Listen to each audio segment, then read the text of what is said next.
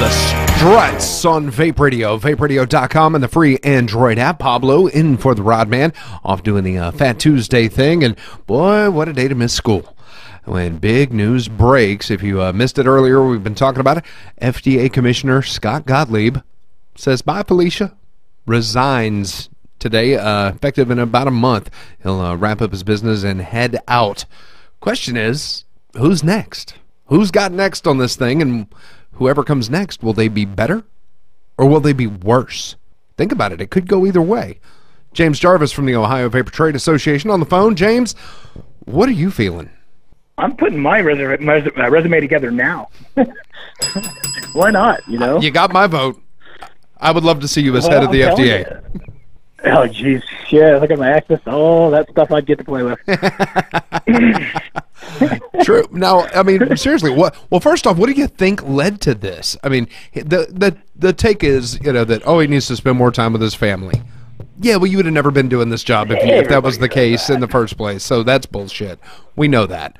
What do you think's really driving this? Yeah.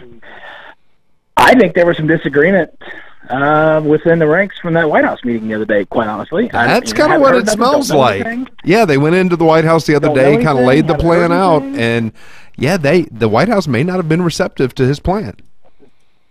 You know, Trump is a business guy, so maybe he's not in favor of taking away business from all these other stores, and that was clearly part of his plan. Yeah.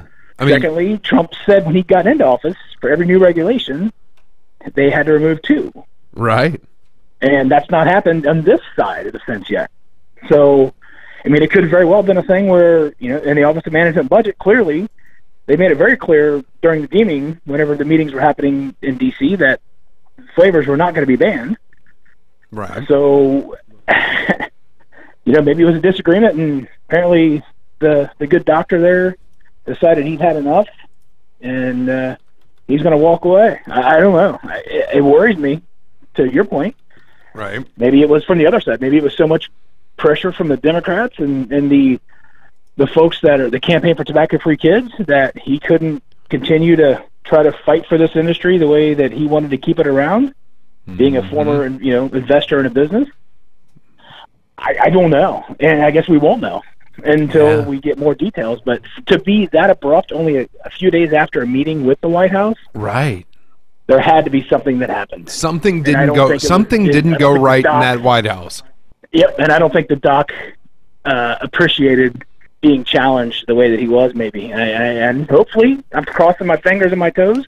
Yeah. Hopefully, it was good. But we, as an industry, we cannot celebrate this. We cannot gloat. We can't go on Facebook and put this out there. I agree. Because clearly it's a pivotal point. I think I just put that on my page. It's a pivotal point as to where we go from here. Do we get somebody that understands this industry and maybe leans a little more to research that has been coming out recently, or do we get somebody that is a throwback to the the 1980s, that anything that looks like tobacco smoke is going to kill you?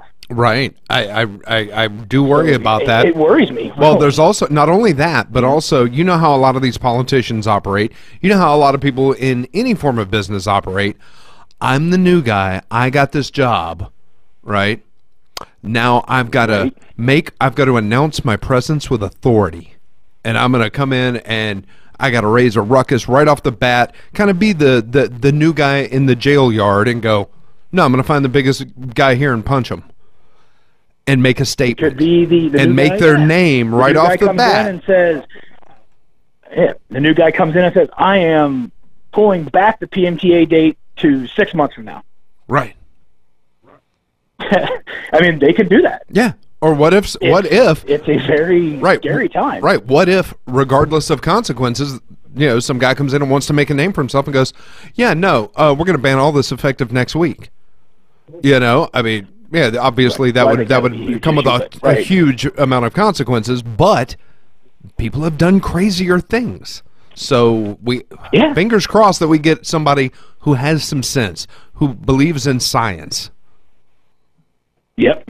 I feel bad for him because he kind of put himself into a bad spot from understanding what this industry was, being an investor in a business, and then coming out and bowing to the other side with their fake youth agenda that's out there, and that may be what broke the camel's back. It may be too much information was coming to them on the other side supporting the fact that there isn't a youth epidemic, and maybe the White House got to look at those numbers that Gottlieb decided not to show, or they created their own epidemic. You don't know until we won't know until we know.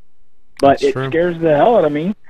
At least we kind of knew where Gottlieb's flip-floppy was. Yeah, right. What's the old saying? The devil you know, the devil you know versus the devil you don't. Right. Yeah, I'm going to take it as a hopeful, positive step, and maybe we get to have more of a conversation seat at the table. We'll know as soon as they name the replacement, based on how the rest of the FDA reacts. Rich Zeller with the Center for Tobacco Products, how his comments will be, in supportive of this new person, because we know how old Mitch is too. True. So, after the last time when they put Gottlieb in there, Mitch changed his tune a little bit about vapor. So maybe it could be, the next step. Maybe this new person will, embrace our industry and really want to listen and realize that we're not, the four-headed devil that we're being painted out to be by Campaign for Tobacco-Free Kids, Truth Initiative, and all these other people. Exactly. We are just here simply to save lives. But we, as an industry, need to grow the fuck up and start acting like a professional adult industry. We've talked about the Wild West as it's pertained to product in the past, liquid. Mm-hmm. It's everything. We've got to realize that every industry is regulated. Yeah. And we cannot continue to go without regulation. But it needs to be sensible regulation and something that's not going to regulate us out of business overnight. Amen. But to get that respect, we have to act with respect. And we have to move forward in a professional manner. You got that right. Well, I that's where I'm at with it. And hopefully, we continue to do what we do. We follow the lead of VTA and what they're doing at the State House. I'm going to be interested to see their comment on all this and follow along like with the rest of us. And hopefully, it turns out to be something really, really positive for us. There you go. Well, I vote for either you or Matt Elliott. And I'm not sure which would be better. With all my money, is that what you said this morning? Yes. Yeah. I can rub two nickels together and come up with a dime. That's about it. There you go. All right. Well, James, thank you for. I appreciate it, man. Thank you for your comment, brother. Go have a great day, man. Yep. All right. You guys too. Take care. Love all you right, buddy. Again, what do you think? 888-VAPE-FAM, the number, or, hey, the Vape Radio Backstage group. You can post your comments up in there. We got a link up if you want to read the entire rundown of the article reported by the Washington Post today. Scott Gottlieb turning in his resignation today. How do you feel? What do you think? Where could this go?